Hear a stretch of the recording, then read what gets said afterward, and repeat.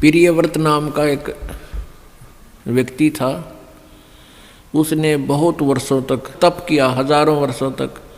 सदग्रंथों में लिखा उसने 11 अरब वर्ष तक तप किया और फिर 11 अरब वर्ष तक ही उसको राज्य मिला। आप इस चक्कर में ना पड़ियो कि भाई 11 अरब वर्ष तक कैसे जीव आदमी। ये परमात्मा का जो अध्यात्म ज्ञान है ये जीव की पहुंच से बाहर है।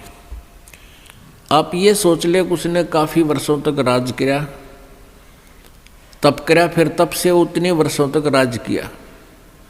तो फिर उसको यम के दूत आए लेने के लिए, पार्षद आए लेने के लिए कहा कि प्रियव्रत चलो तेरा समय पूरा हो गया।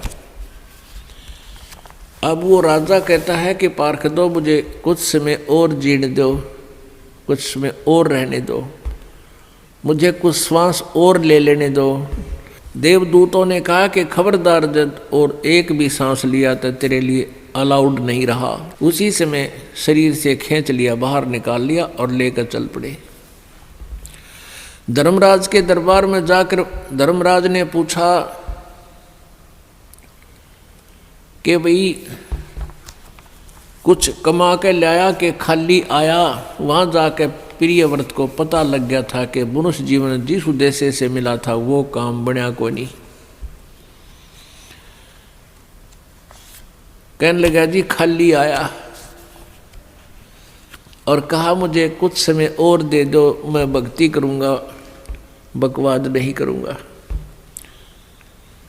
अब धर्मराज ने कहा भाई मैं तो सत का राज करूँ हूँ, जिसा जिसने किया उसा फल देता हूँ, मैं ना घटा सकूँ ना बढ़ा सकूँ, ना तो फिर दोबारा मनुष्य जीवन नहीं दे सकता। तने 11 अरब वर्ष तक तप कराया था, इतना इतना राज कर लिया।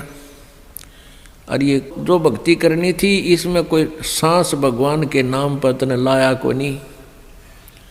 अब नरक में जा बेटा, ठोक दिया ठाके, वहाँ कोई ना सुनता।